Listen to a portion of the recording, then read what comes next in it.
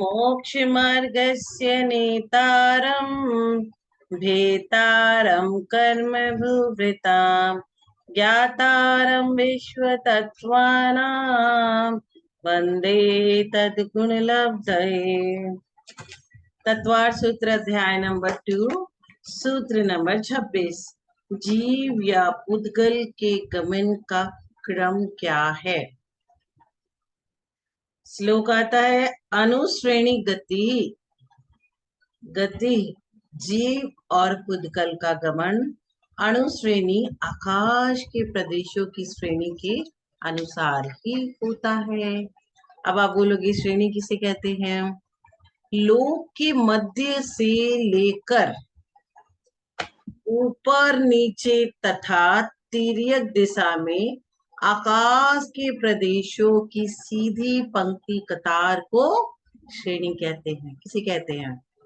Middle, middle से लेकर के अपर, तो लोक के मध्य से लेकर के ऊपर नीचे एवं तिर्यक दिशा में आकाश के प्रदेशों की सीधी पंक्ति, पंक्ति, लाइन, कतार, इसको श्रेणी कहते हैं। जो जीव मरकर नया शरीर धारण करने के लिए विग्रह गति में गमन करता है, उसी का गमन विग्रह गति में श्रेणी के अनुसार होता है, अन्य का नहीं। जब हम ये शरीर छोड़ देते हैं और हमारी आत्मा शरीर से निकल जाती है, तो वह आत्मा जिस पीरियड तक दूसरा जीव के शरीर में नहीं घुसती, उसे विग्रह गति कहते हैं। तो जब जीव मर करके नया शरीर धारण करने के लिए विग्रह गति में गमन करता है, उसी का गमन विग्रह गति में श्रेणी के अनुसार होता है। इसी तरह पुद्गल का शुद्ध परमाणु एक समय में 14 राजु गमन करता है और उसी का श्रेणी के अनुसार गमन होता है, सब पुद्गल का नहीं। अभी तो हमें जीव तत्व की चर्चा कर रहे हैं ना। मुक्त जीव की गति क्या है? अविग्रह जीवस्य, जीवस्य माने मुक्त जीव की गति। अविग्रह मतलब मूढ़ा रहित, सीधी होती है। देखिए, कोई तो टर्न टर्न टर्न टर्न करके मोड़ में जाता है और कोई एकदम स्ट्रेट सीधा जाता है। तो यहाँ समझिएगा कि मुक्त जीव की गति, संसारी नहीं, मुक्त जीव की, मुक्त जीव की गति मोड़ा रहित सीधे होती है, सीधे। मुक्त जीव एक समय में सीधा 7 राजु गमन करता हुआ कहाँ जाता है? अब तो उसे संसार में आना नहीं, वापस नहीं आएगा, तो वो सिद्ध क्षेत्र में जाकर विराजता है। मुक्त जीव कहाँ जाता है? सिद्ध क्षेत्र में। और कैसे जाता है? इसे मोड़ मोड़ मोड़ लेके नहीं जाता है, एकदम स्ट्रेट सीधा जाता है, सीधा सीधा सीधा।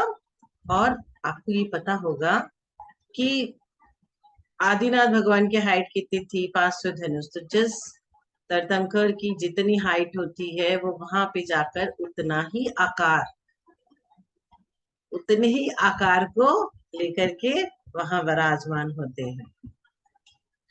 श्रेणी के अनुसार होने वाली गति के 2 भेद होते हैं, विग्रहवती गति और अविग्रह गति।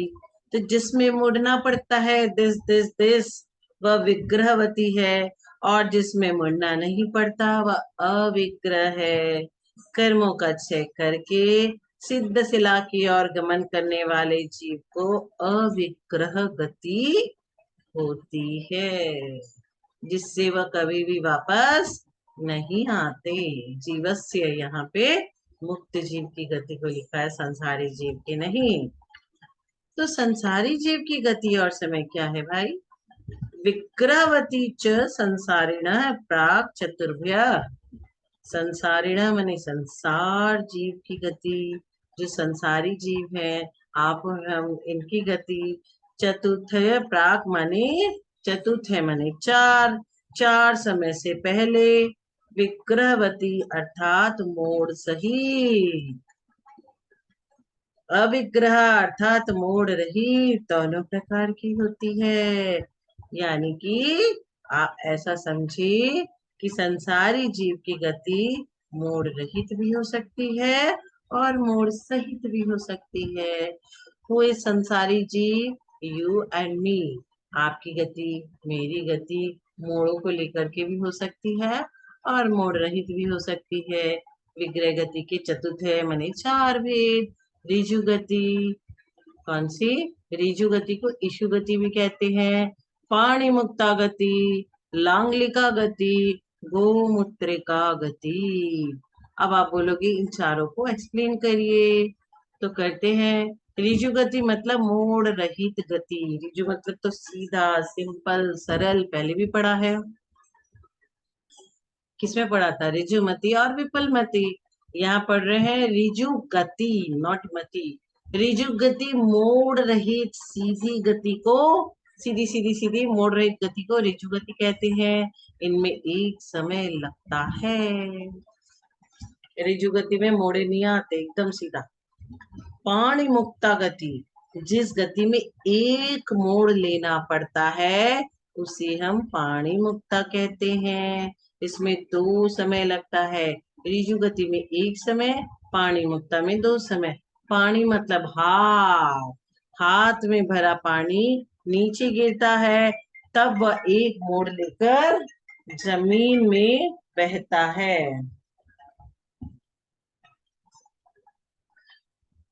लांगलिका गति, जिस गति में दो मोड़ा लेना पड़ता है उसी लांगलिका गति कहते हैं। इसमें तीन समय लगता है।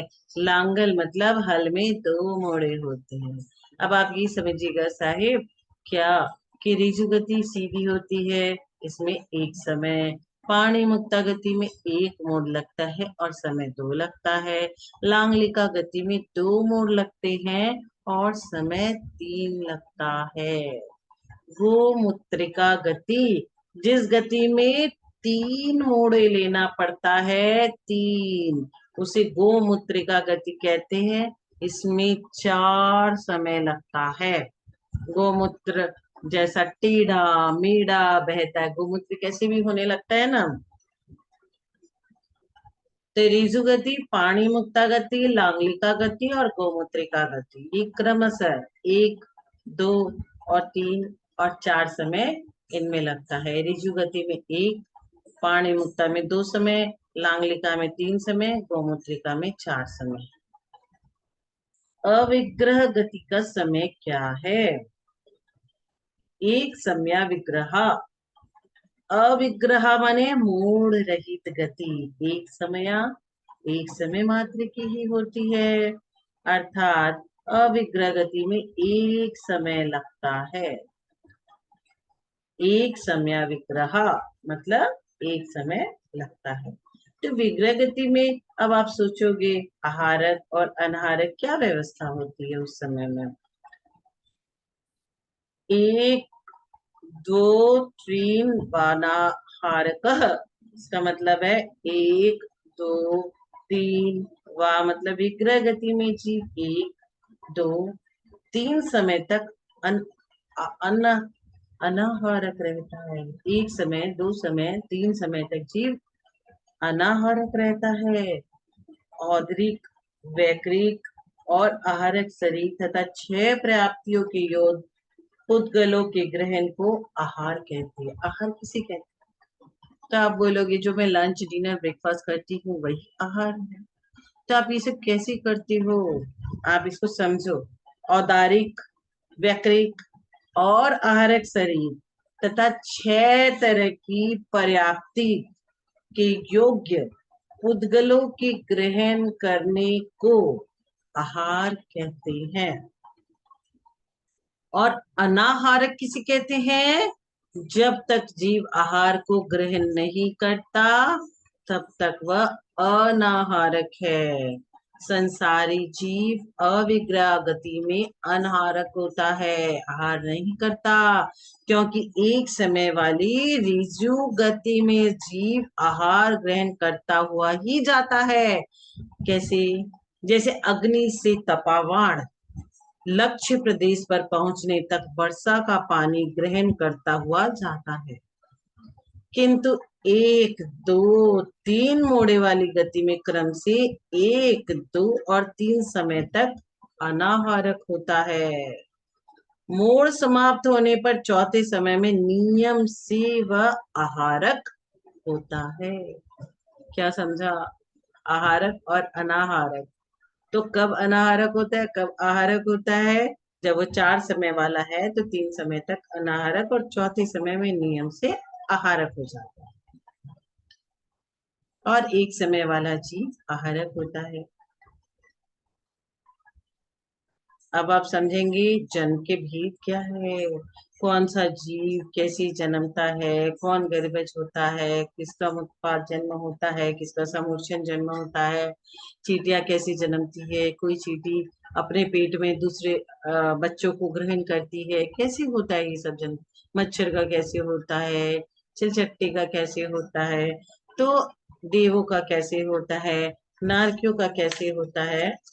तो इनके लिए कहा गया समूर्छनक, समूर समूर्छनक गर्भोपादा जन्म, मतलब जन्म, समूर्छनक भोपादा, समूर्छन, गर्भ और उत्पाद।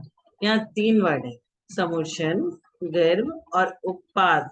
इनके भेद से 3 प्रकार का होता है। आत्मा का पूर्व शरीर को त्याग कर नवीन शरीर को ग्रहण करना जन्म है। अब सबसे पहले समझेंगे ये समूर्छन क्या है। सबसे पहला वर्ड समूर्छन है ना, और गर्भो माने गर्भ, और उत्पादा, ये 3 वर्ड है इसमें, समूर्छन, गर्भ और उत्पाद। तो समूर्छन जन्म किनका होता है? माता पिता के रज और वीर्य के बिना अपने शरीर के योग्य पुद्गल परमाणुओं के द्वारा ही शरीर की रचना होना समूर्छन जन्म है। इसमें माता और पिता के रज और वीर्य का मिलाप नहीं होता और जन्म हो जाता है। तीनों लोकों में ऊपर नीचे और तिरछे देह का चारों ओर से मूर्छन अर्थात ग्रहण होना समूर्छन है। अर्थात चारों ओर से पुद्गलों का ग्रहण करके शरीर के अवयवों की रचना करना समूर्छन जन्म होता है। चींटियों का समूर्छन जन्म में देखे होंगे, कभी भी कोई मिठाई का डब्बा रख देते हैं आप, थोड़ी देर बाद देखते हैं कभी कभी वहां पे चींटियों का झुंड आ गया, और जैसे ही आपने वो डब्बा हटाया वो झुंड गायब, कहाँ गया कुछ पता नहीं चलता। ऐसा होता है। गर्भ जन्म किसे कहते हैं? स्त्री के उदर में रज और वीर्य के गरण अर्थात मिश्रण से जो शरीर की रचना होती है उसे गर्भ जन्म कहते हैं। जैसे मनुष्यों का गर्भ जन्म होता है। उत्पाद जन्म किसे कहते हैं? माता पिता के रज और वीर के बिना देव और नारकियों के निश्चित स्थान पर उत्पन्न होने को उत्पाद जन्म कहते हैं। वो रज और वीर्य का कहानी इसमें है ही नहीं, और वो अपने आप उत्पाद जन्म में जन्म जाते हैं। तो समूर्छन में चींटी वगैरह आ गई, गर्भ जन्म में मनुष्य आ गए, और उत्पाद जन्म देव और नारकियों। अब योनियों के भेद कितने हैं? सचित शीत संवृता, सेत्रा मिश्रास चैकसस तद्योन्य, मतलब सचित शीत संवृता, सचित शीत और संवृता सेतरा, इनसे विपरीत अचित उष्ण और विविध च और एकस, एक एक कर मित्रा क्रम से मिली हुई 3 सचिताचित शीतोष्ण संवृत विवृत, ये 9 तदोन्य उन समूर्छन आदि जन्मों की योनिया है। योनि किसे कहते हैं? जीवों के उत्पत्ति स्थान को योनि कहते हैं। सचित योनि किसे कहते हैं? चेतना के साथ जो योनि होती है उसे सचित कहते हैं। संवृत किसे कहते हैं? जो किसी के देखने में नहीं आती ऐसे जीव के उत्पत्ति स्थान को संवृत योनि कहते हैं। शीत योनि किसे कहते हैं? शीत स्पर्श युक्त योनि को शीत योनि कहते हैं। अचित योनि चेतना रहित उत्पत्ति स्थान को अचित योनि कहते हैं। विवृत योनि खुले हुए उत्पत्ति स्थान को विवृत योनि कहते हैं। अब उष्ण योनि उष्ण स्पर्श से युक्त उत्पत्ति स्थान को उष्ण योनि कहते हैं। सचिता चित्त योनि किसे कहते हैं? सचित तथा चित्त सचित तथा अचित, उत्पत्ति स्थान को सचिताचित योनि कहते हैं।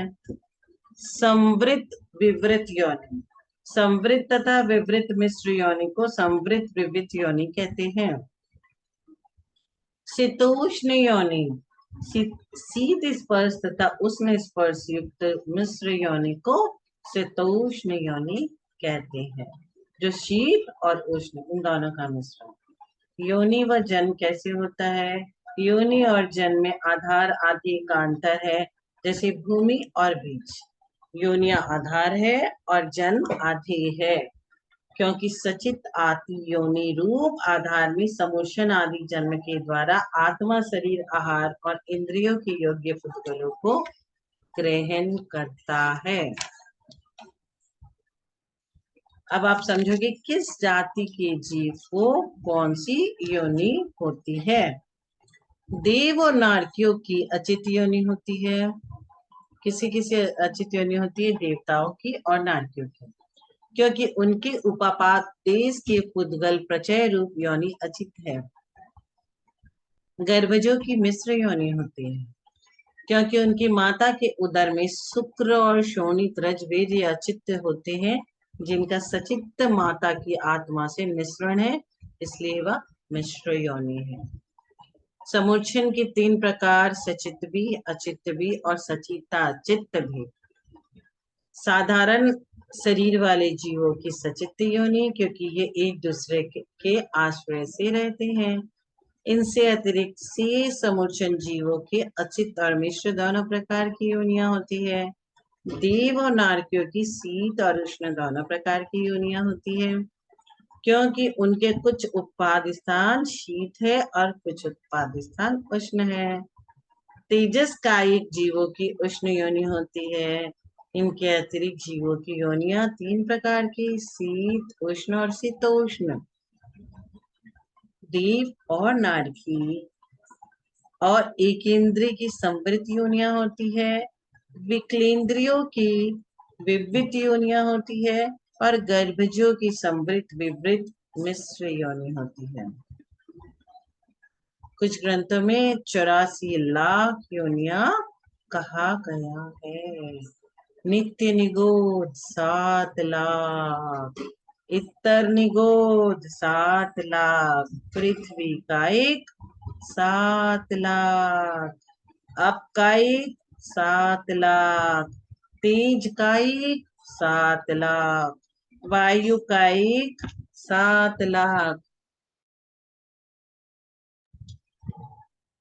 वनस्पति कायिक 10 लाख, 2 इंद्रिय 2 लाख, 3 इंद्रिय 2 लाख, 4 इंद्रिय 2 लाख, देव 4 लाख, नारकी 4 लाख, पंचेंद्रिय तिर्यन 4 लाख, मनुष्य 14 लाख। तो 7 + 7 + 7 + 7 + 7 + 7 + 10 + 2 + 2 + 2 + 4 + 4 + 4 + 14 बराबर 84 लाख योनियां हैं। आकार योनि 3 प्रकार की, संखावृत, कुर्मोन्नत और वंशपत्र। संखावृत, इसमें गर्भ नहीं रुकता, जैसे ये चक्रवर्ती की पटरानी होती है। कुर्मोन्नत, इसमें तीर्थंकर बलभद्र और महापुरुष उत्पन्न होते हैं। वंशपत्र, इसमें से सभी गर्भज पैदा होते हैं। सभी को सादर जय श्री।